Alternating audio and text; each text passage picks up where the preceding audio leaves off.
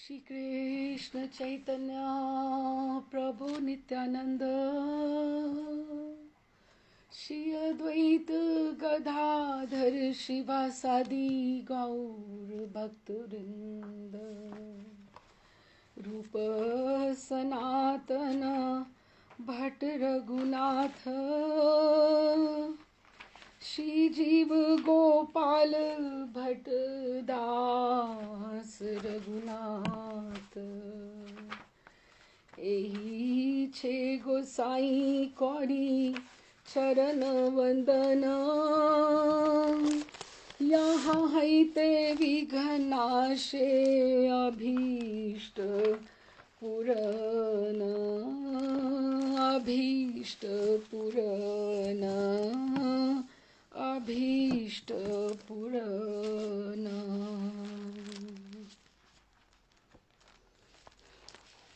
राधे श्याम जी, आप सबका स्वागत है नीलाचल के अगले सत्र में। 28वां सत्र, नया अध्याय। हमें आज प्रिया जी का मान के बारे में श्रवण करना था। और ये जो भी टॉपिक्स हैं, अध्याय हैं, जहाँ इतने गहन होते जा रहे हैं, इंटेंस होते जा रहे हैं, तो हमें कहीं ना कहीं इनको उदासी में ही छोड़ना पड़ता है, क्योंकि अभी मिलन होने में समय है। तो हम जितना एक सेशन में कवर कर सकते हैं उसको ही हम धीरे धीरे कोशिश करते हैं। तो जिन्होंने पिछली बार का अटेंड किया था सेशन, उनको पता होगा कि प्रिया जी बहुत कठिनाई से अभिसार करके, बहुत कठिनाई से वर्षाकालीन में अभिसार करके वहां पर वासक सज्जा नायिका के रूप में, कैसे बोलते वासक सज्जा, जो प्रियतम के आने से पहले कुंज को सवार कर, सबको घर को सजाकर और खुद अपना श्रृंगार करके सखियों की सहायता से कि मेरे प्रियतम आने वाले हैं, फूलों की शैया, ठाकुर जी के लिए माला, बीड़ी, सब कुछ उन्होंने सजा के रखा। लेकिन सुबह की प्रात किरण चमक गई और पूरा का पूरा रात्रि प्रिया जी प्रतीक्षा करती रही। तो प्रकृति, सखियां, मंजरियां कितनी कितनी उदास थीं, कितनी उदास थीं कि ठाकुर आए ही नहीं। क्योंकि वृंदावन का सुख वही है कि तुम प्रियतम संग मुदित विराजो, कि आप दोनों बस इकट्ठे रहो। क्योंकि जो वृंदावन भी है, वृंदाटवी भी है, वृंदाटवी इज जस्ट द रिफ्लेक्शन, प्रतिबिंब है वो प्रिया जी के मूड का।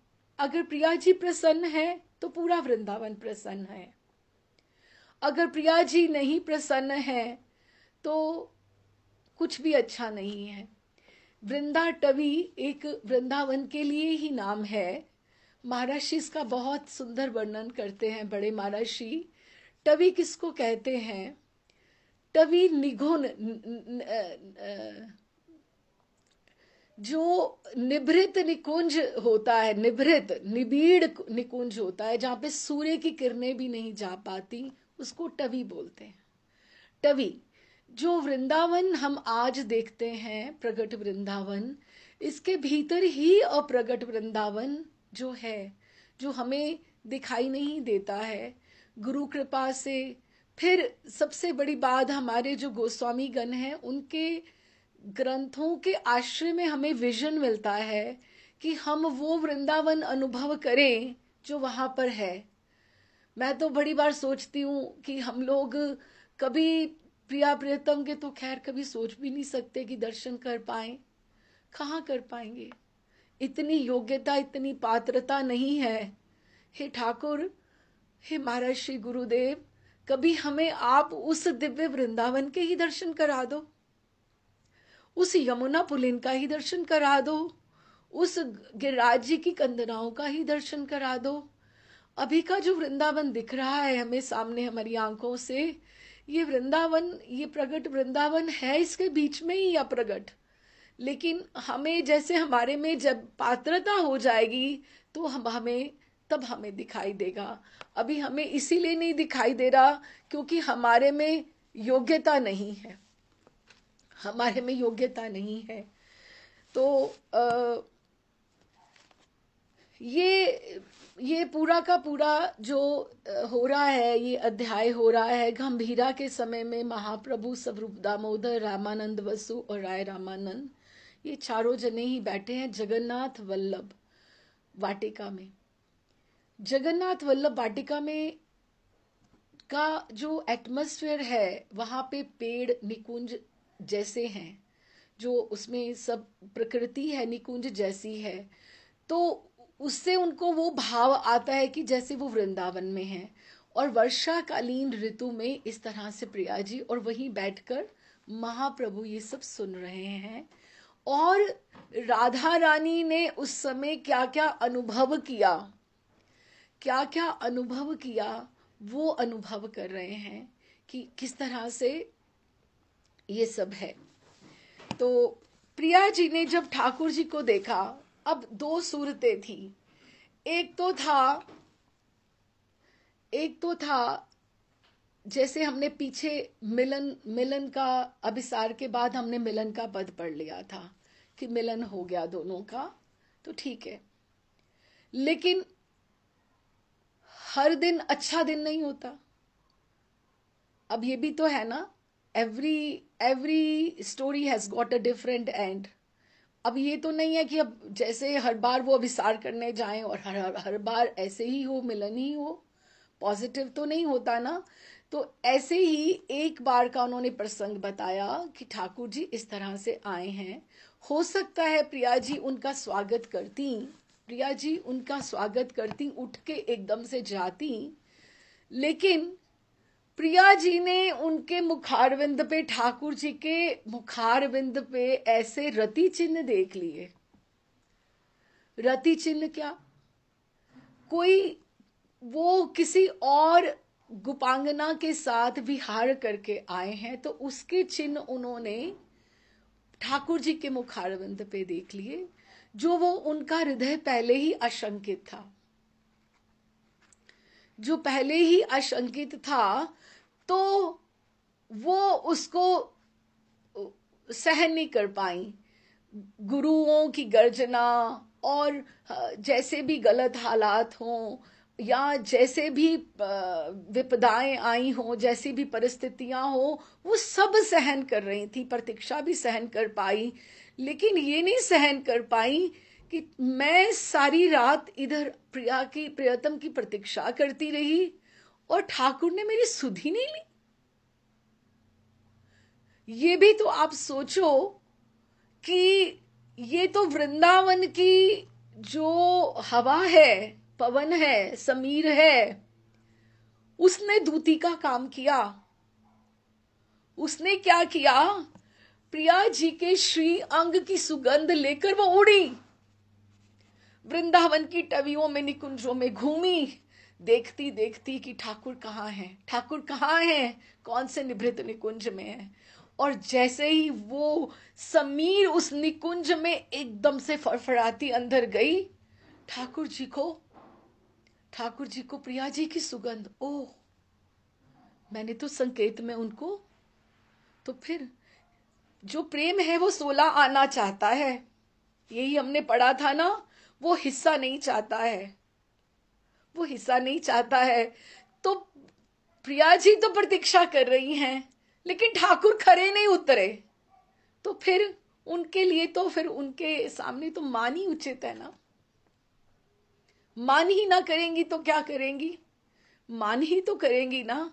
उनका मन कितना दुख गया, वो तो सब कुछ इकट्ठा करके जो प्रेम से बनाया था यमुना जी में फेंकने वाली थी। और ठाकुर जी आए तो क्या बोली, महाप्रभु अनमने चित्त से, महाप्रभु अनमने चित्त से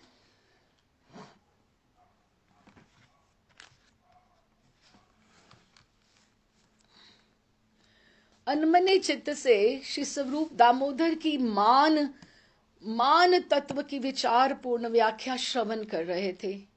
व्याख्या समाप्त होते ही कहने लगे, स्वरूप, उस पर रथ यात्रा के समय तुम्हारे मुख से ब्रिज के मान का वर्णन कुछ कुछ सुना था, वही इस समय स्मरण हो आया। तुमने धीरा अधीरा श्रीमती राधिका का वक्रोक्ति का वर्णन करते हुए कहा था। धीरा अधीरा एक नायिका की कैटेगरी है। धीरा वो धैर्य धारण करके सारी रात्रि बैठी हुई हैं और बीच बीच में अधीर भी हो जाती हैं, उठ के भागती भी हैं। शायद पत्ते फड़कते तो उनको लगता है कि शायद प्रियतम आ गए, अरे देखना रूप मंजरी, देखना प्रियतम आ गए क्या, श्याम सुंदर आ गए क्या। अधीरा नायिका। और धीरा नायिका धीरज धर के बैठी हुई है, सो धीरा अधीरा नायिका। और धीरा अधीरा और वक्रोक्ति, वक्रोक्ति टेढ़े पद से बोली। अब वक्रोक्ति क्यों बोली? मान आ गया, मान आ गया उन्हें। वक्रोक्ति का वर्णन करते हुए कहते, ब्रिज गोपिन को मान मधुर रस को निधान है, कि इसमें भी कुछ अलग छिपा हुआ है। ये मधुर रस का स्रोत है। हमें आप सोचो, एक अलग सा आनंद आ रहा है। I can not put into words, इतना सुंदर ये सब चीजें हैं। हम गुरुजनों के आश्रय में खैर प्रयास कर रहे हैं, लेकिन कहीं गुरुजनों से हम श्रवण करें, आचार्यों से हम श्रवण करें, तो उसकी तो क्या उपमा ही कहां से कहां लाए। हाँ, तो ये स्रोत है रस का, मधुर रस का निधान है। पर खैर हर कोई योग्य भी नहीं है ये सब सुनने को। ये कथा जो है, ये मंडपों की कथा नहीं है, ये सभाओं की कथा नहीं है, ये गोष्ठी की कथा है। हम 4, 6, 8, 10 जन बैठकर सुन सकते हैं। फिर हमने इसको प्रसारित किया, जिसका भाग्य होगा वो रस को बटोर लेगा। हर एक की भुजाओं में इतनी ताकत नहीं होती कि समुद्रों में से निकाल कर गहन मोती निकाल लाए। महाराज श्री कहते थे, सब्जी मंडी में भीड़ होती है, लेकिन सुनार की दुकान पर वही जाएगा जिसके पल्ले में पैसा होगा। उसके दिन में उसके 3 या 4 ही ग्राहक होंगे बस, और सब्जी मंडी में हजारों की तादाद में। तो ये रस की पात्रता ना तो योग्यता हर एक में है, ना कोई कह सकता है, ना कोई श्रवण कर सकता है। ये तो हम प्रयास कर रहे हैं मात्र। जैसे काकुवाणी, हम बोले कि हम बच्चे की तरह हम विनम्र होकर, जैसे बच्चा तुतलाता तुतलाता बोलता है, प्रयास करता है और माँ को प्रसन्नता होती है। हम अपने ठाकुर जी की प्रसन्नता के लिए, उनका रस समझने के लिए प्रयास कर रहे हैं। नहीं तो ये अंतरंग प्रसंग हैं प्रिया प्रियतम के। तो यही बात आज सहसा मन में जाग उठी। मान की सूचना देते समय तुमने एक पद गान किया था। अब ये महाप्रभु ने गा के बताया। अब उनको कितना स्मरण था कि तुमने रथ यात्रा में गाया था। अब हम श्रावण में हैं और रथ यात्रा तो मई के करीब हो जाती है ना, तो अभी हम श्रावण में हैं। तो अभी तो क्या गाते हैं, आओ आओ प्यारे मम नैनन के तारे। ये कौन? महाप्रभु गा रहे हैं। और किसकी तरफ से गा रहे हैं? राधा का भाव गा रहे हैं कि ठाकुर जी को उन्होंने वेलकम कैसे किया। वक्रोक्ति है, टेढ़ेपन में, मान में है? आओ आओ प्यारे। और यही धीरा धीरा है, प्यारे भी बोल रही हैं, ये धैर्य है उनका। उनको आते ही शठ शिरोमणि या दुष्ट नहीं बोला, ये धीर नायिका है। लेकिन और उनको आओ आओ भी कह रही हैं, लेकिन टेढ़ेपन से कह रही हैं, ये मान है। आप उसकी भंगिमा को समझो। आओ आओ प्यारे मम नैनन के तारे, कहो रात तो बीती सुख सो। बताओ अच्छे से रात बीती ना? ठाकुर जी से पूछ रही हैं। कर मेरो संग त्याग, सौतन के संग जाग, कैसो सुख भयो कहो मुख सो। मैं क्या बताऊं, आप ही बोलो ना। आपको आनंद आया ना? बहुत वार्ता की होगी। ये धीरा धीरा नायिका है, लेकिन मान में है, मानवती है, मानवती है। इत जागे कोरे नैन, कि मैं कैसे जगी हूं मुझे पता है। कोरे नैन कि आंखों का जो कजरा है वो बह गया है, मेरी नेत्र जो है कोरे हो गए हैं। इत जाग कोरे नैन, रोए काटी सब रैन, कहो उत तो चैन सो बीती है। कि आप तो चैन से सोए ना, आप सुख से सोए ना, आपको अच्छा लगा ना। ये धीरा धीरा नायिका मानवती स्वरूप यही गान तो गाया था ना। हाँ प्रभु, स्वरूप कहते हैं यही गान था प्रभु, अब मुझे भी स्मरण हो आया।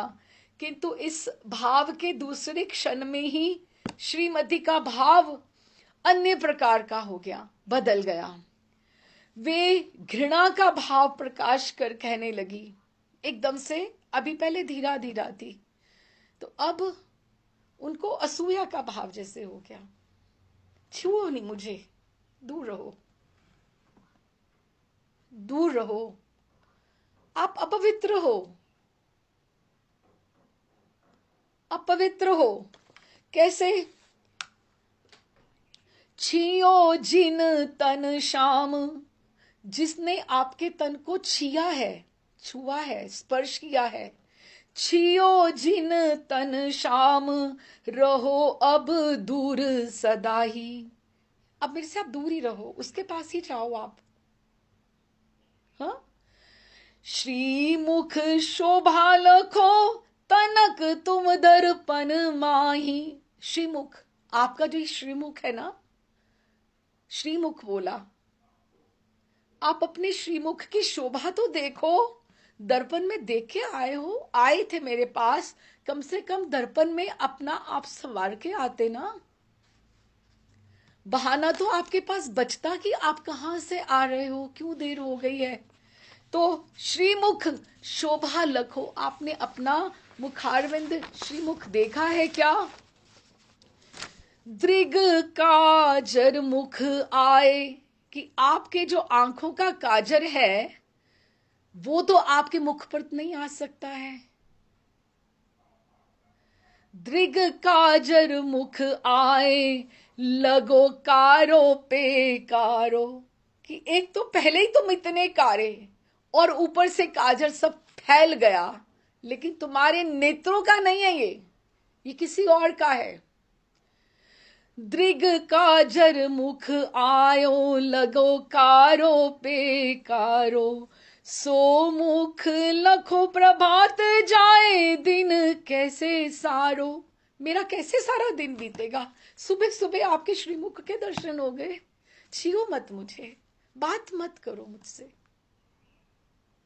कितनी प्रिया जी को कष्ट है, और हम कॉन्सिक्वेंटली हम देख सकते हैं एज अ रिजल्ट पूरी के पूरी सखियां, मंजरियां सब मान करके बैठी हैं, क्योंकि उन्होंने तो प्रिया जी के ही मूड को रेसिप्रोकेट करना है ना।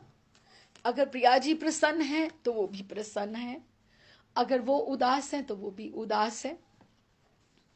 महाप्रभु कहते हैं, दारुण मरम व्यथा के कारण किसी कैसी बांकी बात कही है। ठाकुर जी को आनंद भी आ रहा है कि मेरे को इतनी बड़ी बात बोल दी ठाकुर जी। अब ये ठाकुर जी बोले गौर हरि में, प्रिया जी नहीं बोली हैं, ठाकुर जी ही बोल रहे हैं।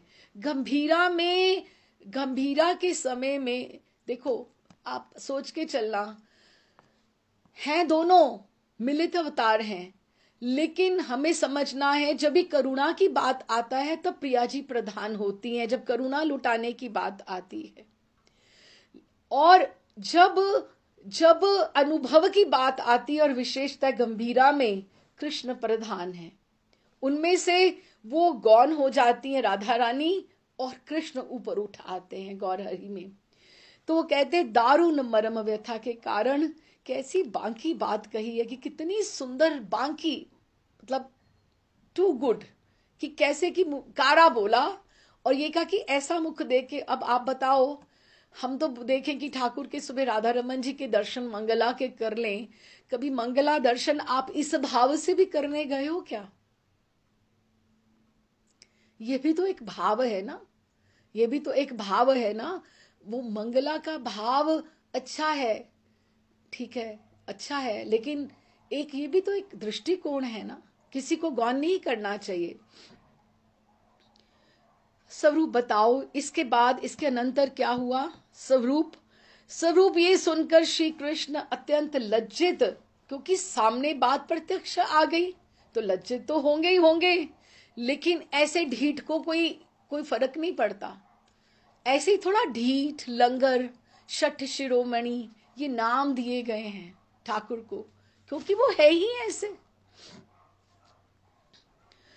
तो फिर लज्जित होकर अपने आप अपने भाव को गोपन करके कृत्रिम अनुराग निष्ठा का अभिनय करने लगे। कृत्रिम, झूठा जाठा अनुराग निष्ठा कि मेरा तो आप में ही प्रेम है, अब ये है, अब वो है, अभी वो, इस तरह से उनको इस तरह से बात अभिनय करने लगे, क्योंकि बात तो सच्ची कुछ थी, कुछ और थी, तो अभिनय करके बताएंगे ना। अभी सीधी सीधी बात तो प्रिया जी को बता नहीं सकते। अनेक प्रकार से श्री राधा रानी को शांत करने की चेष्टा करने लगे, किंतु उनकी किसी बात से भी मानमयी श्रीमती राधा रानी का मन नहीं फिरा। वे स्पष्ट रूप से कहने लगी, तुम बहुवल्लभ हो, तुम बहुवल्लभ हो, ये बात मैंने बहुत दिनों से सुन रखी थी, परंतु दूसरों के मुख से सुनी थी। आज वे मैंने प्रत्यक्ष देख ली। अब अधिक बातें आप क्या करते हो? अब बहुवल्लभ, अब गोपीनाथ, तो ठाकुर का नाम ही गोपीनाथ है। अब इसमें एक गोपी थोड़ी है, गोपियों का तो यूथ का यूथ है। आप कहाँ तक गिनोगे? हम भी कहीं पंक्तियों में कहीं खड़े हैं अपने गुरुओं के आश्रय में, हम भी उन्हीं का ही उनका ही चाहते हैं, आश्रय चाहते हैं। गोपी जन वल्लभ, गोपीनाथ, ठाकुर के बहुवल्लभ, ये नाम ही ऐसे हैं कि ठाकुर का कार्य ही ऐसा है। तो कहते कि मैंने बहुत दिनों से सुना था, लेकिन आप अधिक बातें मत करो, तुमको दूर से ही दंडवत है, छियो, दूर रहो। ये मैं अच्छी तरह जान गई कि तुम मेरे नहीं हो। मैं तुम्हारे इंगित करने से, इंगित अर्थात संकेत मात्र करने से, इशारा करने से अपना कुल, मान, मर्यादा, धन, जन, धीरज, धर्म तब सब छोड़कर केवल तुम्हारे दर्शनों के लिए घोर रात्रि के समय इस निर्जन वन में आई, और तुम मुझे भूलकर ना जाने ना मालूम कहाँ थे, और अब मैं तुमको भली बात पहचान गई। तुमको दूर से ही अब मैं दंडवत करती हूं, खूब समझ गई, तुम निश्चय मेरे नहीं हो, नहीं हो, नहीं हो। ये कहकर माननीय श्रीमती राधिका नेत्रों में अश्रु भरकर मुख पर घूंघट खींच लिया उन्होंने और रोने लगी, और माननीय श्रीमती राधिका रानी ने श्री कृष्ण की ओर से वो फिर कर बैठ गई, उधर मुंह कर लिया, वो देखना भी नहीं चाहती ठाकुर की तरफ, इस तरह से। अब आप ये देखो, ये जो रस है, इसके ऊपर कितने रसिकों ने पद लिखे हैं, कितने रसिकों ने पद लिखे हैं, कितनों ने अनुभव किया है। वृंदावन में कैसे इतने संत हुए हैं, कितनों ने कितना कितना कुछ लिखा है। ये जो हमारा बरसाने का मंदिर है, मान मंदिर, वो तो बना ही इसी के ऊपर। मान मंदिर ऊपर जो है, एक मान मंदिर बना ही इसके ऊपर है। तो ये मधुर लीला है, मधुर लीला है और रसवर्धनी लीला है। लेकिन इसका अभी प्रारंभ तो अच्छा हुआ था, लेकिन अब ये जो बीच में लीला सिमटनी है, इसका जो है वो तो अच्छा नहीं है। मानगढ़ में भी जो लीलाएं आती हैं अलग अलग बहुत सारी हैं कि ठाकुर को ठाकुर ने फिर प्रिया जी को मोर कुटी में मोर का नृत्य करके रिझाया, ये भी कई कई बात करते हैं।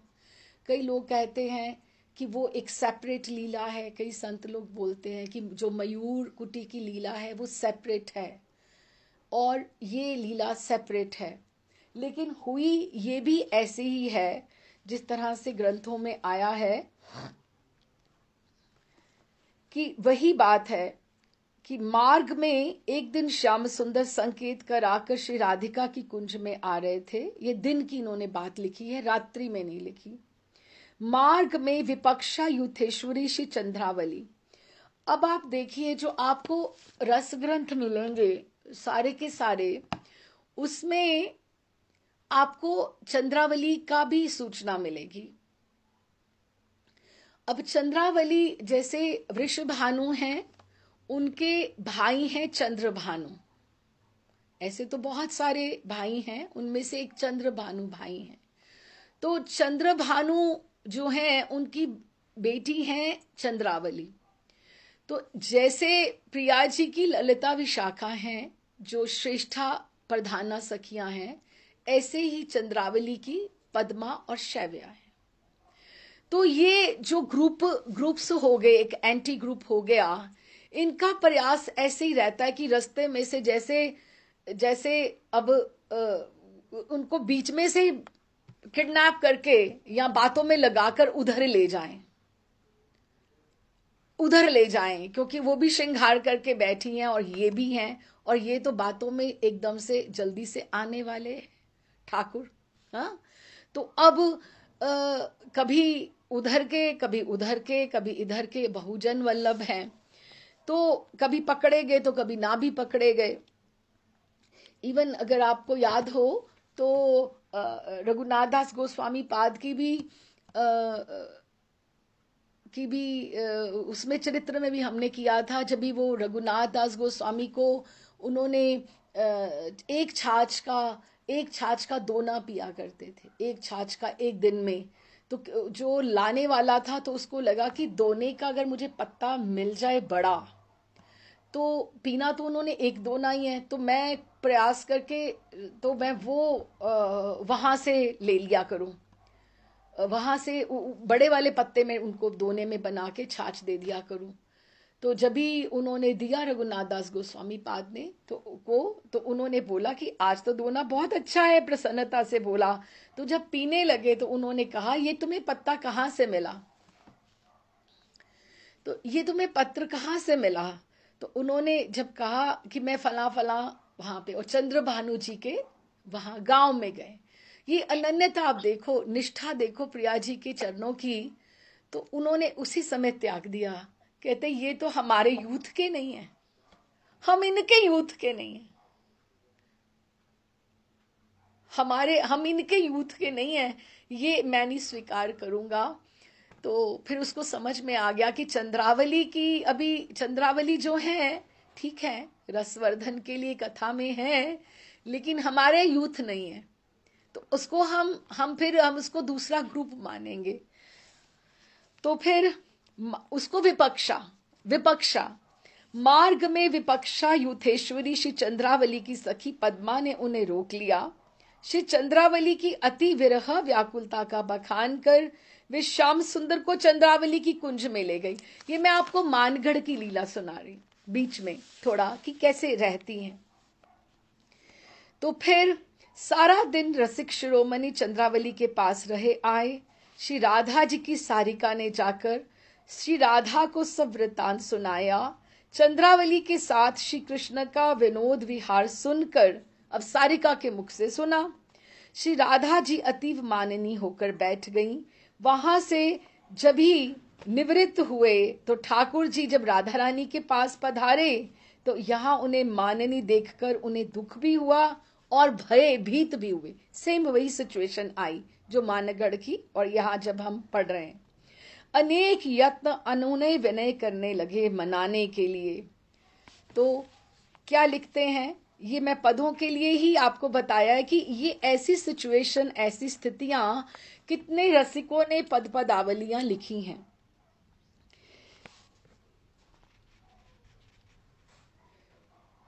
क्यों रूठी हो बानू दुलारी, क्यों रूठी हो भानु दुलारी, ऐसी कहा चूक बई मो पे, बेरी बेरी टारो सुकुमारी,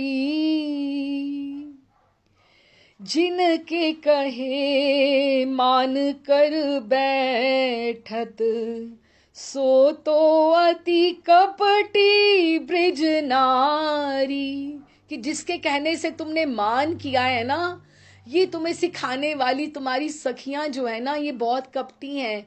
ये चाहती ही नहीं कि हमारा और तुम्हारा प्रेम आगे बढ़े। हाँ, ये सब कपटी हैं। ललित लड़ती वे बहकावत, तुम समझत नहीं मेरी प्यारी, कि आप समझती नहीं हो, आप मेरी इतनी प्यारी हो कि आप जैसा मुझे कोई भी नहीं है। तो ये किसने लिखा है? ललित लड़ाती जी ने। अच्छा, फिर उसके बाद हमारी स्वामिनी को मनाने के लिए एक थोड़ा सा है, हम पढ़ ही लेते हैं।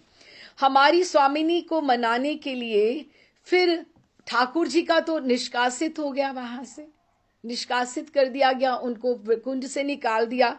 यही मिलन करा देते हैं, हमारा तो संभव ही नहीं है हमारा होगा। तो उन्होंने मनाने के लिए किसी मंजरी की सहायता से उन्होंने वीणा वादिनी रागिनी का रूप धारण करके आई और बोला तभी काम बनेगा। और ताही क्षण वीणा गहे, वीणा को हाथ में लेकर करतल नवल श्रृंगार, आए रागिन रूप धरी कुंवर लाडली द्वार, कि कुंवर जी रागिनी का वेश धर के वहां पर आ गए। हाँ, और द्वार सखी के पास आकर वो रागिनी आकर बोली, हो एक रागिनी जात की जाई, प्रेम नगर बसी वो सखी मेरो, रसिका नाम ते जात बुलाई, कि मेरा नाम रसिका है और मैं रागिनी जात की हूं, तो मैं आपके यहां सेवा करना चाहती हूं। तो ऐसे वो प्रिया जी को मिलने के लिए आई। हे सखी, अपनी स्वामिनी से आने पे मेरे आने की सूचना कर दो। द्वार सखी ने कुंज में जाकर श्री राधा रानी से कहा, और वो तो उदास ही बैठी थी बिल्कुल, क्योंकि मान में थी, ठाकुर जी को भी निष्कासित कर दिया था। वो बोली, तुरंत ही भीतर आन कर आदर सम्मान उनको आप ले आओ। भीतर जाती हैं रसिका रागिनी, और उनकी हलन चलन चितवन देखकर श्री स्वामिनी उल्लास में भर जाती हैं कि अपनापन तो थोड़ा थोड़ा है ना।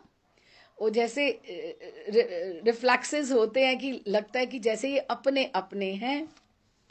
तो फिर उनको कहती हैं, अब ये ललित विहारिणी जी का पद है, देखो एक पद लिखा ललित लड़ाती जी ने, एक लिखा ललित विहारिणी जी ने, कि ऐसे ही मान ने कितने ही पदों को, फिर आगे कितनी ही रास लीलाओं को आगे उसका प्रागट्य किया है, कितने लोगों ने मंचन किया है उनको। हम तो ठीक से गा नहीं मैं पाती, लेकिन ये कितना अच्छा वहां पे वाद्यों के साथ सब गाया जाता है, और किस तरह से कितना सुंदर होता है। ये ललित विहारिणी जी का पद है। ललित विहारिणी जी जो हैं ये हरिदास जी संप्रदाय के, हरिदास, तो इनमें भी मान तो इसमें भी है। अब देखो ना, ये भी मैंने एक पद निकाला है, ये भोरी सखी का पद है, हित हरिवंश संप्रदाय का जो है, कि मान हरिक में है, ये नहीं है कि गौड़ी संप्रदाय में ही है। तो ये भोरी सखी के पद पदावली में है कि जब भी प्रिया जी मान में बैठी होती हैं, किशोरी किंकरी, हाँ सुनना जरा ध्यान से, कि जो प्रिया जी जो बैठी है ना, जो मान में है, तो उनकी छवि कैसी है? एक उदासी तो है ही है, घूंघट खींचा भी हुआ है या नहीं भी खींचा हुआ, आप देखो स्थिति के ऊपर है। सारा समय तो घूंघट में नहीं रह सकते, अश्रु निपातन हो रहे हैं। और लट जो है वो ऐसे निकली हुई है, क्योंकि सारी रात्रि में, सारे दिन में, प्रतीक्षा में उनका श्रृंगार जो है अव्यवस्थित हो गया है। तो वो भोरी सखी, अब बीच में से, इसके बीच में हम हेतरिवंश सांप्रदाय में पहुंच गए हैं, हम धीरे धीरे पीछे जाएंगे। तो वो कहती हैं कि वो जो प्रिया जी की लट है, भोरी सखी कहती है कि मेरे को वो प्रिया जी का वो स्वरूप भूलता नहीं है, वो छवि भूलती नहीं है। तो वो क्या गाती हैं? लटके रहे मन लटकी लट सो, कि लटका रहे क्या? मेरा मन प्रिया जी की लट में। कितनी गहरी बात हो गई। अभी वही बात है ना कि आपका मन, कृष्णदास बाबा ने बताया कि मुद्रिका में अटक गया मानसी सेवा में, कि आपने पूरा श्रृंगार कर लिया। तो क्या बोलती है? लटके रहे मन लटकी लट सो, रंग भरो छिन अनंत ना जावे, रंग भरे जमुना तट सो, कि जो रस भरी जो यमुना तट है, जहां पे प्रिया प्रियतम का विहार होता है, वहां यमुना तट से मेरा मन क्षण भर भी इधर उधर मत जाए, मेरा मन प्रिया जी की लट में ही अटका रहे। और उन्होंने कैसे बोला है? कभी आपने देखा है नई नवेली दुल्हन, इतना सुंदर उसने कंगन पहने, चूड़ियां पहनी, श्रृंगार किया, बहुत, उसको नई वधूटी बोलते हैं, रंग भरी वधूटी बोलते हैं, है ना? और वो मान करके बैठ जाए, प्रीतम से बात ही नहीं करे, तो वो कैसे लगती होगी? मान करत रंग भरी वधूटी, रंग भरे नागर नट सो।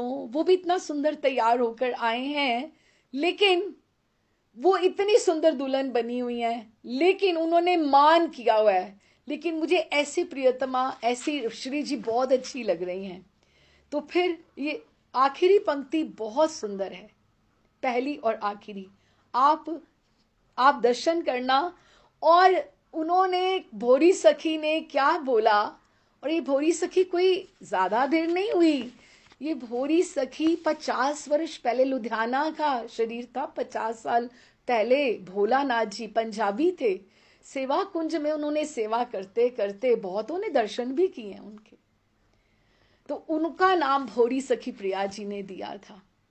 किसी ने कहा कि ये कुछ खाती नहीं है भोरी सखी, भोलानाथ जी नाम था उनका। तो इधर से राधा वल्लभ, वहां से मंदिर से उनके लिए रोज प्रसाद आने लगा, तो वो उन्होंने प्रसाद की थाली ठुकरा दी, मोरों को डाल दी। तो बोले प्रिया जी को कि मैं तुम्हारे प्रसाद के लिए वृंदावन में बैठा हूं,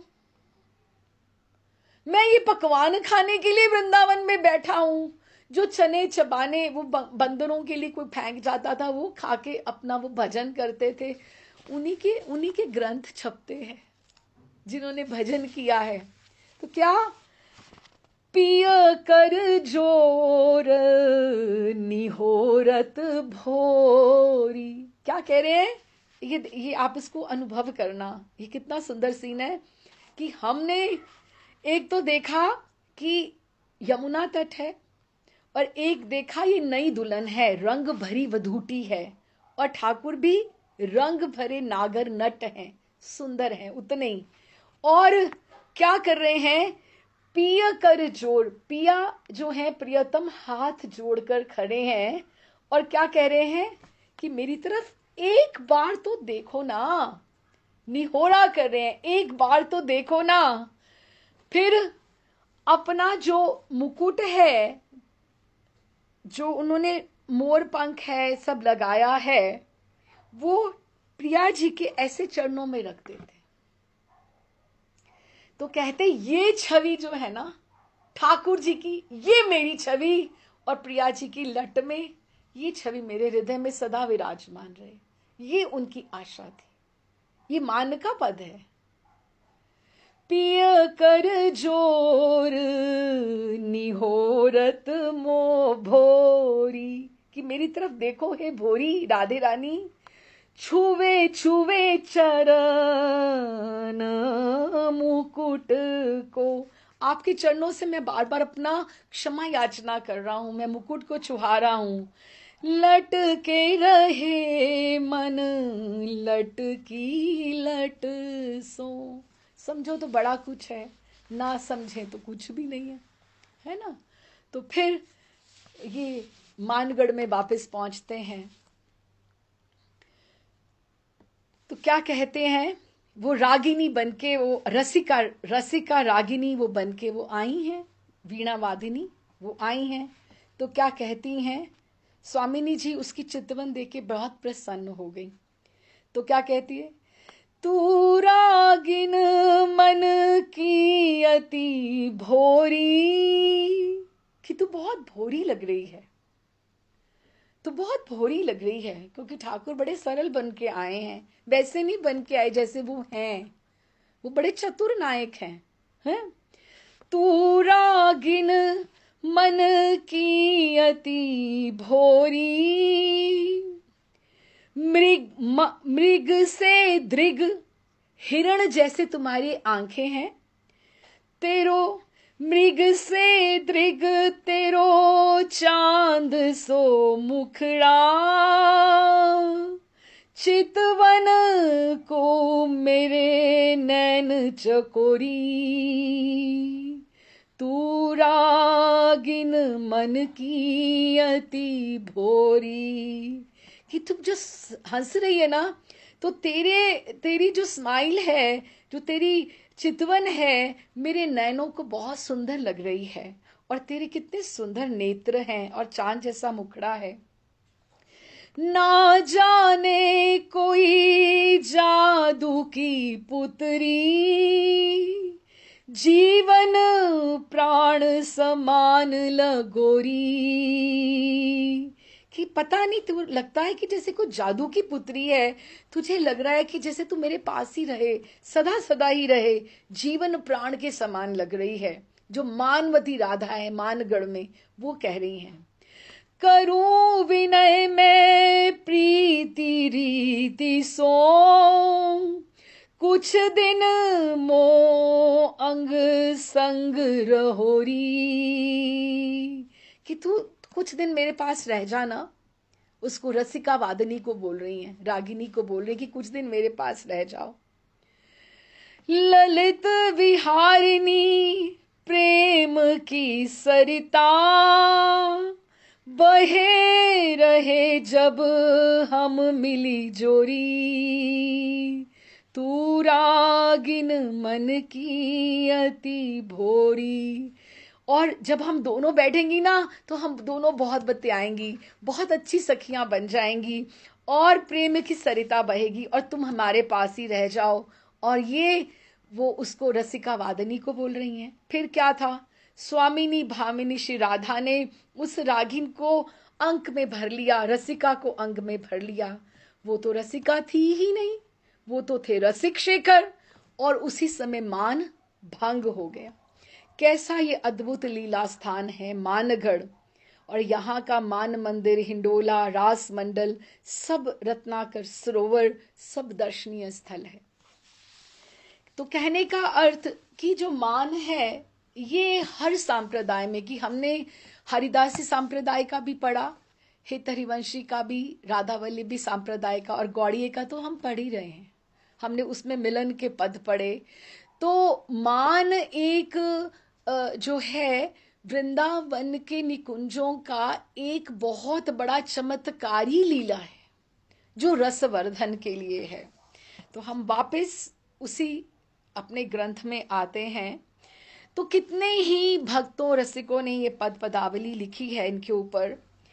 महाप्रभु अब जैसे कोई हम देखें तो हम जस्टिफाई करें कि ये जैसे पिक्चर थी या ये सीन था, इसने ऐसा क्यों किया, इसने ऐसा नहीं करना चाहिए था, हम जस्टिफाई उसमें न्याय संगत है कि नहीं है, हम प्रयास करते हैं कि हम देखें। तो महाप्रभु और रामवसु और राय रामानंद और स्वरूप दामोदर ये सब आपस में बात कर रहे हैं कि इस जो पूरा का पूरा जो एपिसोड हुआ अभिसार का, ठाकुर जी के प्रिया जी उत्कंठित थी, ठाकुर जी नहीं आए और मान कर लिया। अब आप बताओ हु इज जस्टिफाइड, कौन सही है और कौन गलत है। मेरा वोट प्रिया जी की तरफ है, बाकी अब आप सब लोग पता नहीं किधर की तरफ हो। महाप्रभु भी इस समय कृष्ण होकर भी कह रहे हैं श्रीमती का, राधा रानी का मान होना तो ठीक ही है। क्यों रामा राय? क्योंकि मैं तुम्हारे लिए सब परित्याग कर वन में आई और तुम मुझको ही बिल्कुल भूल गए, और इस बात से किसको मानना होगा। राम वसु कहते हैं तब तो प्रभु हमें भी आपसे मान हो सकता है, हम भी आपसे मान करेंगे, हम लोग भी गृहस्थ हैं। अब रामवसु वहां पर नहीं रहते हैं, नीलाचल में नहीं रहते हैं, वो नवदीप धाम में उधर वाली वो रथ यात्रा के लिए आए हुए थे ना, तो वहीं पे रुक गए वहां पर। तो प्रभु अच्छे से किसी से बात भी नहीं करते हैं, क्योंकि प्रभु तो अपने अंतरंग भाव में हैं। तो प्रभु को कह रहे हैं कि हम भी आपसे मान करेंगे, हम भी गृहस्थ हैं, घर छोड़कर, घर के सब कामकाज छोड़कर आपके दर्शनों को यहाँ इतनी दूर आए हैं, और आप सर्वदा अपने ही भाव में मग्न रहते हैं। हम लोगों से दो एक बातें भी हंसकर नहीं करते हैं। बतलाइए तो ऐसे समय में हम लोगों को भी आपसे मान क्यों ना हो, क्योंकि हम भी तो प्रेमी जन है ना। उन्होंने बात और ढंग से कही, बात उसमें से हट गई। तो महाप्रभु कहने लगे, उनको उन्होंने कहा रामवसु ये तो मैं आप सबसे पहले क्षमा मांग चुका हूं कि ये जो गंभीरा का समय था ना, कि महाप्रभु बिल्कुल अपने भाव में रहना चाहते थे, जिसके लिए वो उनका अवतार था।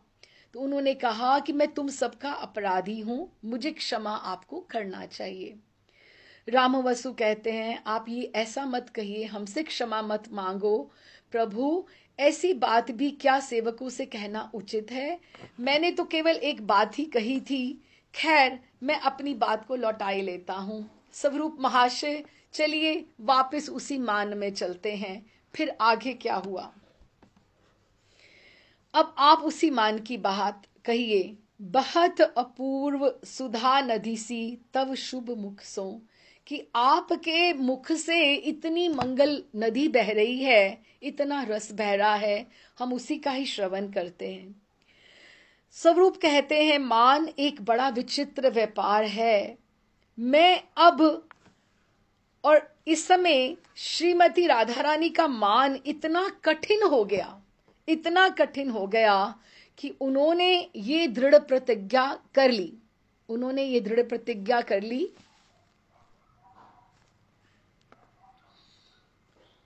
अच्छा जी, तो श्रीमती राधा रानी का मान कर्मशः कठिन हो गया। अच्छा अभी देखिए, मान जो होता है कभी ऐसे ही हो जाता है, छोटी सी बात पे ही हो जाता है, और कभी कभी उसको और कोई कोई किसी कारण से होता है। एक होता है हेतुक मान, एक होता है अहेतुक मान। अहेतुक मान ऐसे ही हो जाता है बिना बात के, हेतु जिसके पीछे कोई लीला छिपी रहती है वो हेतु मान होता है।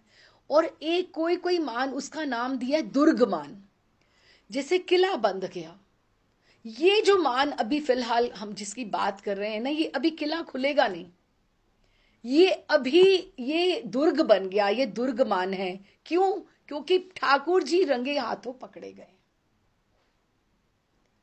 रंगे हाथों पकड़े गए। दुर्ग मान, प्रिया जी भीतर चली गई हैं, प्रिया जी कठिन मान में है ना।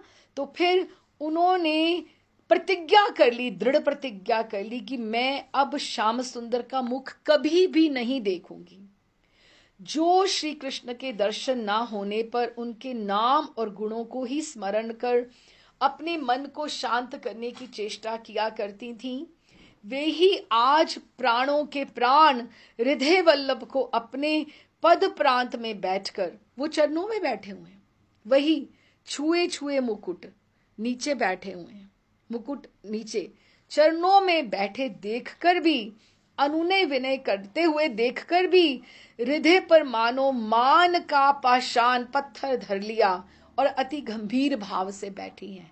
ये हो गई हैं गंभीरा नायिका। निरंतर कृष्ण नाम करने वाली रसना आज उपेक्षा के सहित कृष्ण नाम ग्रहण करने में मौन है कि अब इतना गुस्सा आ गया। अभी देखो कभी कभी साधक, वैसे तो ऐसे तो होना ही नहीं चाहिए, कभी कभी जो बिगिनर्स होते हैं, ठाकुर जी ने हमारे साथ ये किया, हम मंदिर नहीं जाएंगे, हम ये हो गया, हमारे साथ वो हो गया। हमारे कर्म है भैया, हम ही भुगतते हैं, हमने कुछ गलत किया है। ऐसा ठाकुर जी कभी किसी का अनिष्ट नहीं करते और ना ही कभी किसी को ज्यादा और किसी को कम देते हैं।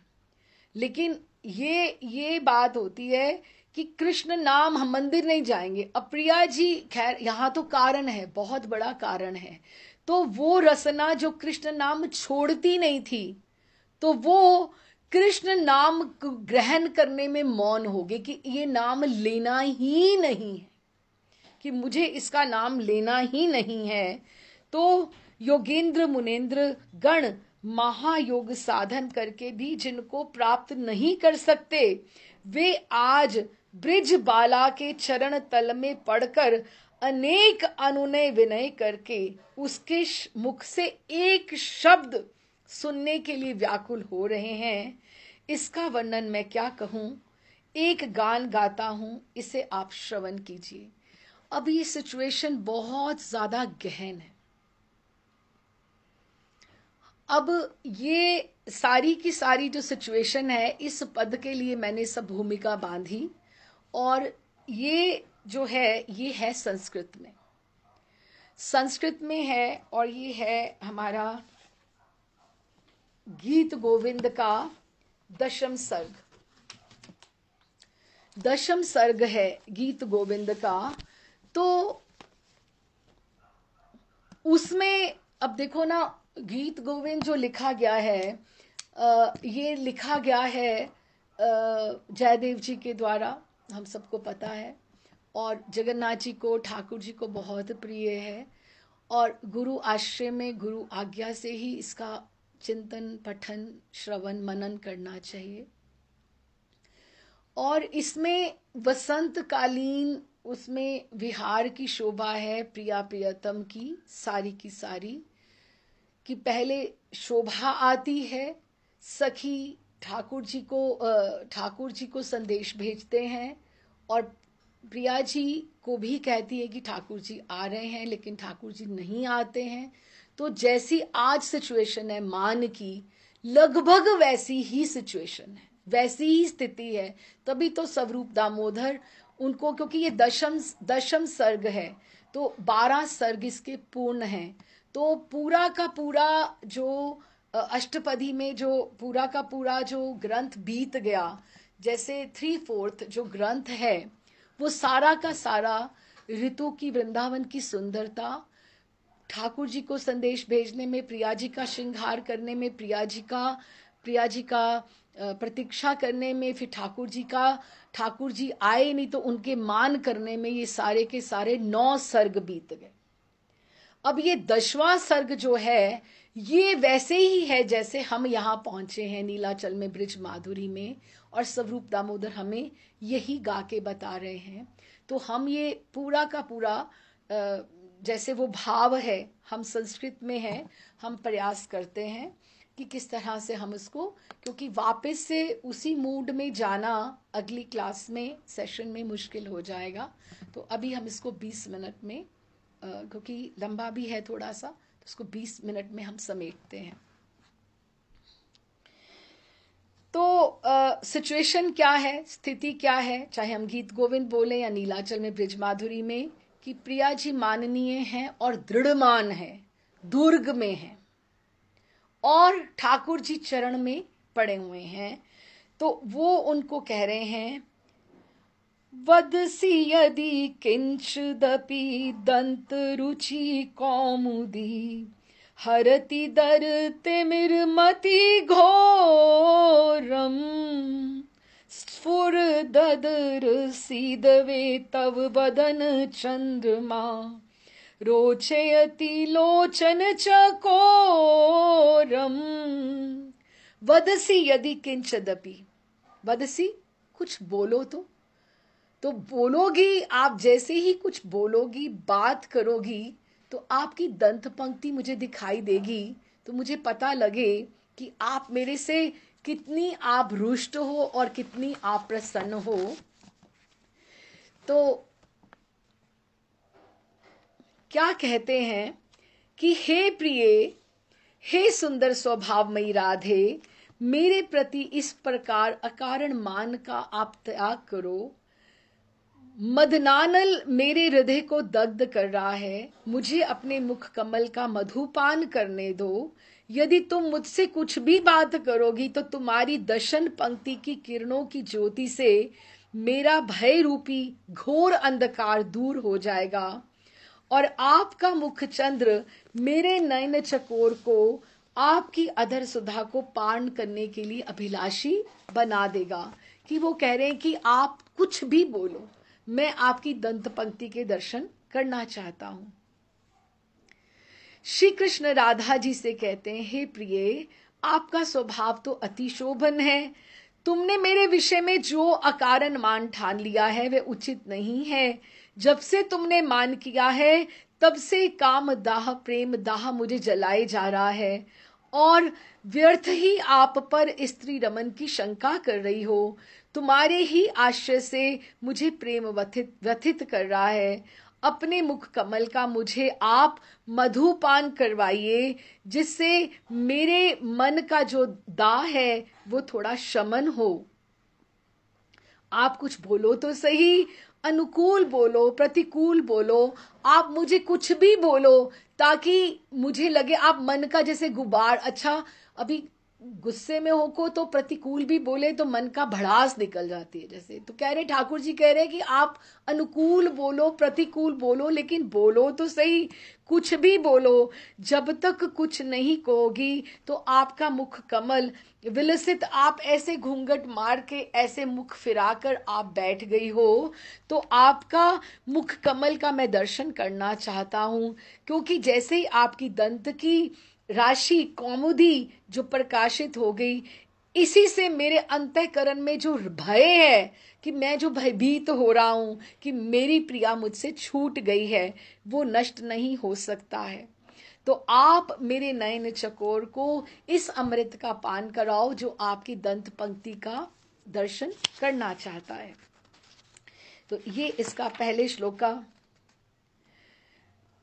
तो अगर आपको स्मरण हो, अगर आपने सुना हो, तो एक बड़ा प्रसिद्ध है प्रिय चारुशीले, गीत गोविंद का प्रिय चारुशीले।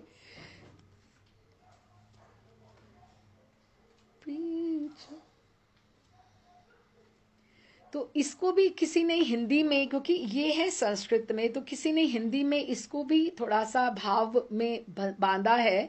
तो ये भी इसकी हेडलाइंस हो सकती हैं।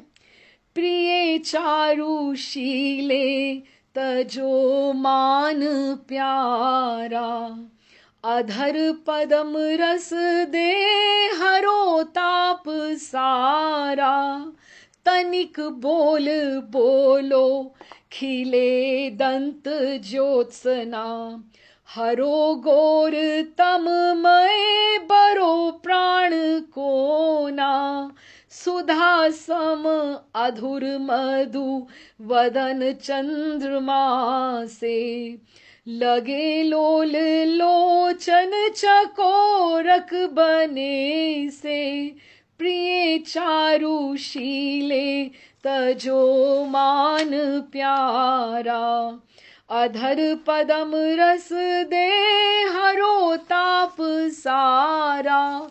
तो प्रिया जी को उन्होंने बहुत अच्छा संबोधन दिया है प्रिय चारुशीले, जो गीत गोविंद का ही संबोधन है, जो संस्कृत के श्लोकों के पीछे ही आता है। प्रिय चारुशीले, जो पहला ही पद है, उसके भी आखिर में लिखा गया है प्रिय चारुशीले, प्रिय चारुशीले। तो इसका क्योंकि ये है संस्कृत में, अब इसको साथ में लेके चल रहे हैं। प्रिय चारुशीले मुंच मयिमान मणिदानम, सपदि मदनान लो दहति मम मानसम, देहि मुख कमल मधुपान। प्रिय चारुशीले मुंच, प्रिय चारुशीले मुझ मई मान मणि दानम, कि आप हे प्रिय चारुशीले, कि आप इस मान को त्याग दीजिए, त्याग दीजिए। सत्यमेवासी यदि मुदति मयि कोपिनी, देहि खर नयन शरघातम, घटय भुज बंदनम जनैरंद खंडनम, येन वा भवति सुख जातम। अब ये एक एक श्लोक और एक एक उसका हम हिंदी में ट्रांसलेशन, क्योंकि इस ग्रंथ में इसका हिंदी में ट्रांसलेशन नहीं है, तो इसके साथ साथ मैं और ग्रंथ का लेकर आश्रय लेकर उसमें पढ़ रही हूं कि अब इसमें सत्यमेवसी यदि सुदति, कि वो कह रहे हैं कि घटय भुज बंधनम, कि अगर आप अपनी भुजाओं में मुझे बांध लेंगी तो मेरा मन जो भयभीत हो गया है, डर रहा है कि आपने मुझे अस्वीकार कर दिया, रिजेक्ट कर दिया या त्याग दिया है, वो उसमें से मैं छूट जाऊंगा। श्री कृष्ण राधा को मनाते हुए कह रहे हैं, हे शोभन दंते, कि उनको एक ही बार दूसरे श्लोक में, तीसरे श्लोक में भी उनको कह रहे हैं कि मुझे आपकी दंत पंक्ति नहीं दिखाई दे रही। हे शोभन दंते, ये प्रिया जी को नाम दिया कि सुंदर दंत राशि से विलसित प्रीतमे राधे, तुम मेरे प्रति क्रोध मत करो। यदि वस्तुतः मुझ पर क्रोध करना चाहती हो तो मेरे ऊपर आप मेरे प्रति आप तीक्ष्ण प्रहार करो। किसका? नेत्रों का। आप मुझे कुछ सुनाओ, मुझे नेत्रों का प्रहार करो, मुझे आप दंडित करो, कुछ मुझे बोलो, लेकिन आप बोलो सही, आप बात करो। मुझे अपने क्रोध की शांति आप ऐसे ही होगी, आप मुझे बांध दो। किसमें बांध लो? किसमें बांध दो? वो कह रहे हैं अपने भुजाओं में बांध लो, मुझे कहीं मत जाने दो। यही उनको दंडित करने के लिए बोल रहे हैं कि मैं अपराध योग्य हूं, दंडनीय हूं, अपने सुख के लिए मुझ पर किसी भी दंड का विधान करो, आप प्रसन्न हो, मैं आपके चरणों में हूं। आप कैसे भी करके, कुछ भी बात करके, मुझे अपने नेत्रों का प्रहार करके, कुछ भी प्रतिकूल बोल के, जैसे हम बोले कि कुछ भी बोलने से, गाली बोलने से, जैसे हम बोले यहाँ कुछ प्रतिकूल बोल के, वक्रोक्ति बोलकर किसी को मन का एक बार भड़ास निकल जाती है। तो वो प्रिया जी को बोल रहे हैं कि आप प्रतिकूल चाहे बोलो, लेकिन आप कुछ बोलो सही, बात आप करो मेरे से। तो अगला श्लोक है, त्वमसि मम भूषणम त्वमसि मम जीवनम, कि आप ही मेरी आभूषण हो, आप ही मेरी जीवन हो। त्वमसि मम भव जल धीर पतनम, त्वमसि मम भूषणम त्वमसि मम जीवनम, त्वमसि मम भव जलधि रत्नम। हाँ देखो ठाकुर जी, देखो भव सागर को, जो हम बोले कि ठाकुर जी भव मोचन है, हम भव सागर के बंधनों को हम ठाकुर जी के आश्रय में पार कर सकते हैं। वो उनके कह रहे हैं कि वो प्रिया जी के आश्रित होकर ये कह रहे हैं कि आप ही मुझे भव सागर में मैं डूबता जा रहा हूं, आप मेरी रत्न हो, आपको मैं नहीं त्याग सकता। भवुत भवतीह मयि सतत मनोरोधिनी, तब मम हृदय मति यतनम। तो इसका हिंदी में क्या कहते हैं कि तुम ही मेरी आभूषण स्वरूप हो, हाँ, अगर अगर राधा कहे कि हे कृष्ण, मैं तो तुम्हें दंड भी नहीं दे पाती, तुम्हारी और भी प्रिय आए हैं, तुम उन्हीं से जाकर क्यों नहीं निवेदन करते हो? तो इस आशंका पर श्री कृष्ण कहते हैं, प्रिय तुम ही एक ही हो जो मेरी प्राण हो, मेरा संपूर्ण श्रृंगार हो, तुम ही मेरे साथ हो, अलंकृत हो, तो मैं सर्वत्र सौभाग्यवान हूं। हमें भी राधा रानी के बिना वाले ठाकुर जी नहीं चाहिए। ठाकुर जी भी स्वयं कहते हैं कि तुम मेरे साथ हो तो मैं शोभायमान हूं, मैं तुमसे अलंकृत होकर ही मुझे पूरा का पूरा जगत स्वीकार करता है। अगर तुम्हें मुझे त्याग दोगी तो मैं कहाँ जाऊंगा? मैं तुमसे ही सौभाग्यवान हूं। बाहरी आभूषण की बात तो दूर रही, हे प्रियतमा, तुम मेरे जीवन का आधार हो, मेरी प्राण हो, तुम्हारे बिना तो मैं जी भी नहीं सकता। तो दूसरी रमणियों की तो बात ही कहाँ है। तुम ही मुझे इस भव सागर में मिली अनुपम रत्न राशि हो, कि तुम मेरी रत्न राशि, कितनी बड़ी तुम मेरे लिए रत्न हो, तुम्हें नहीं पता। जैसे कोई रत्नाकर से विचित्र रत्न प्राप्त करके अपने आप को कृतार्थ मानता है, कि किसी के पास इतना बड़ा कुछ मिल जाए, किसी के पास मणि हो तो दिखाता नहीं फिरेगा, उसको छिपा के रखेगा, तो अपने आप को कृतार्थ मानता है। वैसे ही मैं तुम जैसी रमणी रत्न को प्राप्त करके कृतकृत्य हो रहा हूं। अतः मेरे ऊपर सदैव अनुकूल बनी रहो, यही मेरा हृदय निरंतर यत्न कर रहा है। मेरा संपूर्ण प्रयास तुम्हारी कृपा प्राप्ति के लिए ही है, कि मैं केवल और केवल तुम ही मेरे लिए हो। नील नली नाभमयी तन्वी तव लोचनम, कृष्ण मृद मेत धनुरूपम, कुसुम शर बान भावेन यदि रंजसी, कृष्ण मृद मेत मधुरूपम।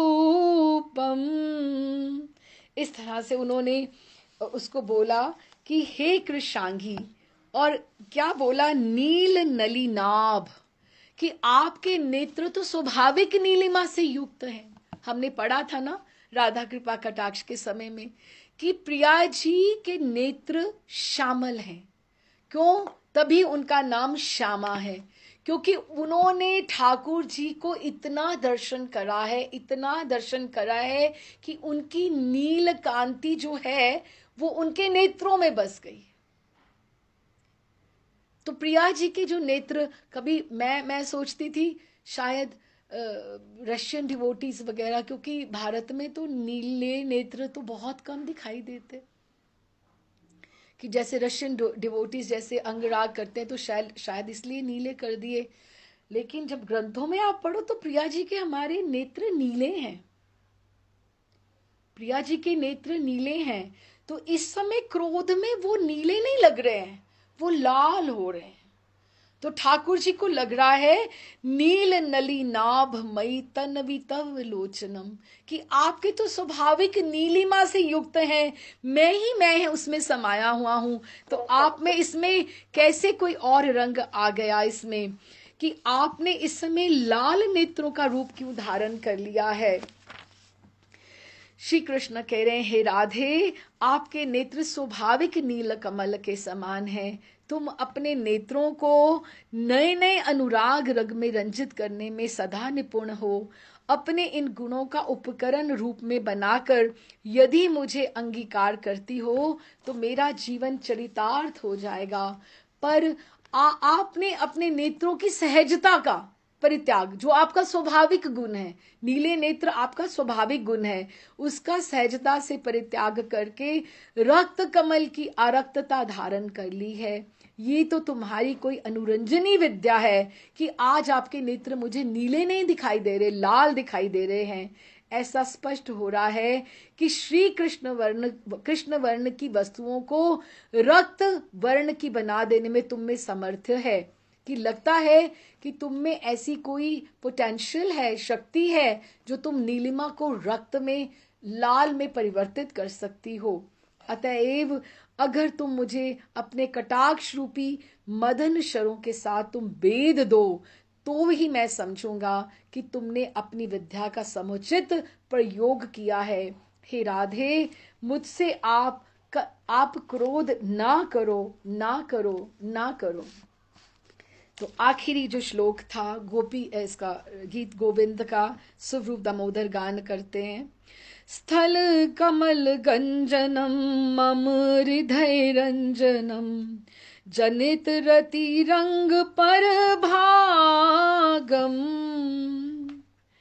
भण मृसन वाणी कर वाणी चरण द्वयम सरस लसद लक्तक रागम स्मर गरल खंडनम मम शिरसी मंडनम देहि पद पल्लव मुदारम। आपको पता है ये जो श्लोक है कितना इंपॉर्टेंट, कितना महिमा युक्त श्लोक है। अगर आपने जयदेव जी का ध्यान से सुनिएगा सब लोग, कि जो अगर आपने जयदेव जी का चरित्र का गान सुना हो या पढ़ा हो कहीं पर, ये वही श्लोक है, स्मर गरल खंडनम मम शिरसी मंडनम देहि पद पल्लव मुधारम। कि इसका अर्थ क्या है, चलो हम यहां पर आएंगे तो उसका अर्थ करते हैं, पर ये श्लोक ये है जो ठाकुर जी ने स्वयं आकर गीत गोविंद में आकर अपनी छाप दी थी 10वें सर्ग में। क्योंकि जयदेव जी लिखना चाहते थे, ये प्रिया जी के चरणों के ऊपर श्लोक है कि ठाकुर जी प्रिया जी के चरणों में बैठे हुए हैं और उनको बोल रहे हैं कि मुझे अच्छा आपके चरणों में मुझे आप ये महावर लगाने दो, या आप महावर युक्त जो आपके चरण है आप मेरे सिर पर रख दो, आप मेरे हाथ में दे दो। हा हा खा रहे हैं, उनके आगे हा हा खा रहे हैं, उनको बोल रहे हैं, उनके चरणों के ऊपर ये श्लोक है। तो जयदेव जी के मन में आ रहा था कि हो ना हो स्मर गरल खंडनम मम शिरसी मंडनम, कि ये ठाकुर जी के ऊपर ये बात मैं लिख दूं क्या, कि आपके जो चरण है, आपके जो चरण है वो इतने इतने सुंदर हैं, इतने बड़े हैं कि ठाकुर जी ग्रहण कर लें, इतनी बड़ी मैं बात लिख दूं क्या। तो पद्मावती को बोलते हैं कि मैं आया, मेरा मन में लिखने में रुचि नहीं हो रही, मैं जरा स्नान करके आया। और जब स्नान करने गए तो थोड़ी देर के बाद ही दरवाजा खुला। तो पद्मावती ने कहा आप जल्दी से कैसे आ गए, अभी तो आप गए थे। कहते नहीं, वो मैं कुछ जो लिख रहा था मुझे स्मरण आ गया, पहले मैं लिख लूं, कहीं मुझे भूल नहीं जाओ, आज मैं जल्दी जल्दी स्नान करके आ गया। तो उन्होंने ठाकुर जी अंदर गए, उसी के ऊपर जहां पर चौकी के ऊपर जहां पे जयदेव जी लिखते थे अपने हाथ से, वही पंक्ति जो उनके, क्योंकि जयदेव जी जो है साक्षात जगन्नाथ जी का अवतार है, तभी जगन्नाथ जी को गीत गोविंद बहुत प्रिय। गीत गोविंद की तो क्या महिमा, हम तो क्या क्या प्रयास करेंगे, क्या कुछ करेंगे, ऐसे ही इधर उधर से इकट्ठा करके सब प्रयास करने वाली बात ही है ना काकू वाणी में, तोतली भाषा में। तो फिर उन्होंने वो लेकर आए, उन्होंने नहीं लेकर नहीं आए, उन्होंने चौकी पे वही बैठ के पूरा का पूरा लिखा, स्मरल गरल खंडनम मम शिरसी मंडनम लिखा। और लिख के कहते हैं पद्मावती को भूख बहुत लगी है, तुम मुझे इस तरह से पहले तुम प्रसाद दे दो। तो उन्होंने पहले प्रसाद पाया और जाकर पौड़ गए, उसी शैया के ऊपर पौड़ गए जहां पे जयदेव जी पौड़ा करते थे, वही शैया पर पौड़ गए जाकर। और अब देखो सीन रिवाइव होता है, असली वाले जो जयदेव जी वो आते हैं। जब जयदेव जी आते हैं तो वो जाकर देखते हैं कि पद्मावती ने तो मुझे खिलाए बिना कभी खाया नहीं, और ये मेरी थाली में ये खुद खा रही है, ये कैसे खा रही है इस तरह से। तो कहते आज बड़ी भूख लगी थी पद्मावती क्या। तो कहती आप कहां से आए, आप तो स्नान करके आकर आप तो विश्राम कर रहे थे, आपने प्रसाद पा लिया। तो कहते कहा, मैंने कहा पा लिया प्रसाद। तो उन्होंने कहा आप तो इधर विश्राम कर रहे थे। जब अंदर देखे तो ठाकुर जी नहीं, बस ठाकुर जी जो विश्राम कर रहे थे वो शैया जैसे सिंहासन हो गया दोनों पति पत्नी के लिए। उन्होंने ठाकुर जी की शैया को कभी उसको अपना सहेज के रखा, जहां पे ठाकुर जी ने विश्राम किया। तो कहते क्या, फिर उन्होंने जल्दी से देखा अपने ग्रंथ में, कहते आपने ही तो कहा, कहते मुझे बताओ कौन आया था, क्या हुआ था। कहते आपने कहा, वो मुझे पंक्ति मुझे याद आ गई, आपने लिखा, देखिए आपने ये लिखा। तो उन्होंने जब ये दिखाया तो यही यही पंक्ति थी, स्मर गरल मंडनम मम शिरसी मंडनम देहि पद पल्लव मुधारम, कि मुझे आप अपने चरण दे दीजिए। किसको बोल रहे हैं? ठाकुर जी बोल रहे हैं राधा रानी को। जयदेव जी की हिम्मत नहीं पड़ रही कि मैं ये कैसे लिख दूं।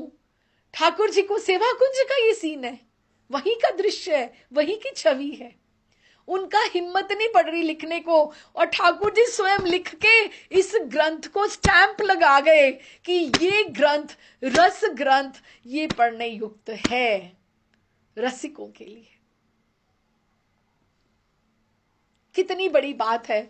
तो उन्होंने सीधे गए और वो जो पंक्ति देखी उसको प्रणाम किया ठाकुर जी को वहां पे करके, तो सीधा पद्मावती की थाली में से जूठन खाने लगे, उच्छिष्ट खाने लगे। क्यों? क्योंकि वो ठाकुर जी का प्रसाद खा रही थी, वो ठाकुर जी का प्रसाद पा रही थी। तो उसने उनको पहले स्वीकार किया, उनको और उसको, कि मुझे तो दर्शन नहीं दिए, तुम्हें उन्होंने दर्शन दिए पद्मावती। एक पति पत्नी का इतना सुंदर जोड़ा कि आखिरी आखिरी तक, अंतिम समय तक केशी घाट वृंदावन में उन्होंने वास किया। वहां पे अपने राधा माधव को लेकर आए और वहां पर उन्होंने वास किया, पति पत्नी ने दोनों ने भजन किया जैसे आखिरी दिनों में। कि जयदेव जी की कहाँ तुलना। मैं तो खैर, हमें इतना समझ नहीं आता गीत गोविंद, हम कितना प्रयास भी कर लें हमारे में इतनी योग्यता नहीं है, लेकिन कितने जितना भी समझ में आता है ठाकुर जी और आगे बढ़ाएं, आगे बढ़ाएं।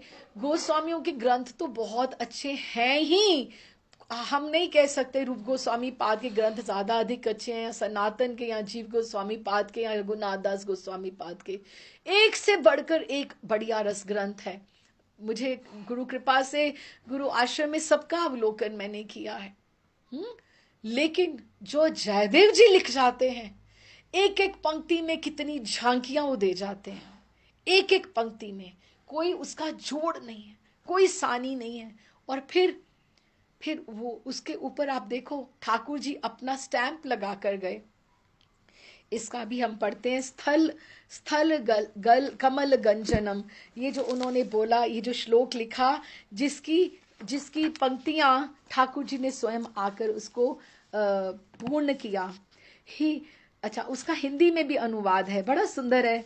चरण युग तुम्हारे कमल मान गंजनम, रमण राग कारी हृदय बाग रंजनम, लगा दूं ऊनी में इन्हीं हाथ से सब, सजीला रसीला महावर सजनी अब, प्रिय चारु शीले तजो मान प्यारा, अधर पदम रस दे तरो ताप सारा।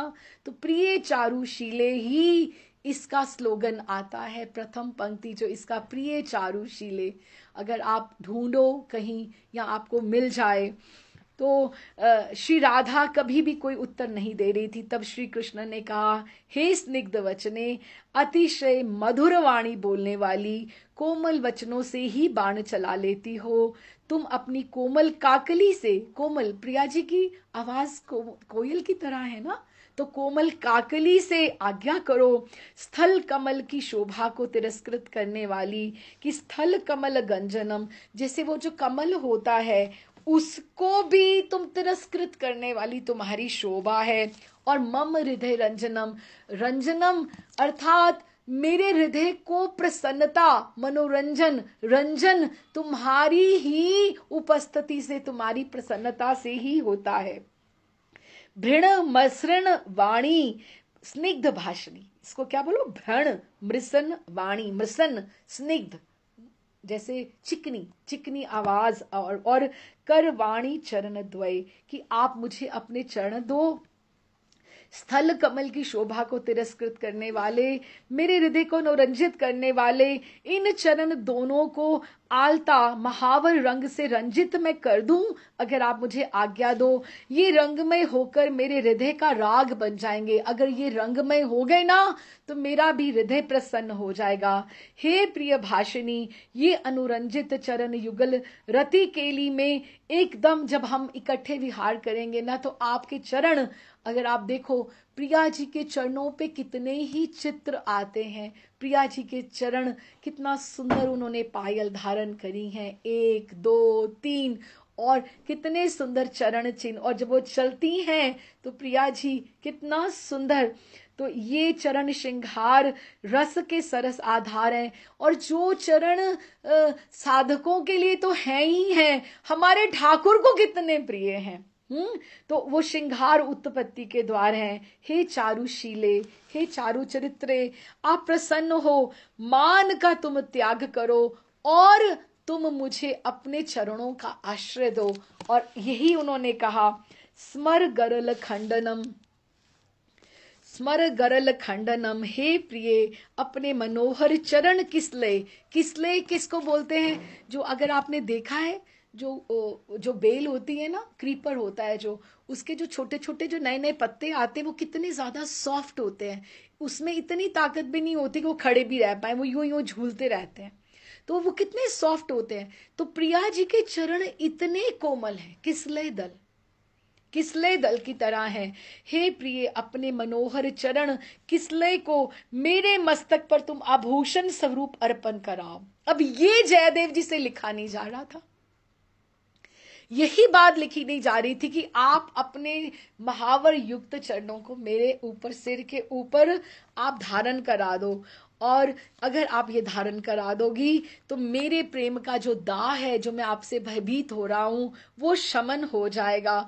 उससे ये पूरा का पूरा मैं शांति प्राप्त करूंगा। हे राधे, आप मुझे अंगीकार करो, और मैं आपके आगे प्रार्थना कर रहा हूं कि आप अपने पद पल्लव को मेरे मस्तक पर अर्पित करो।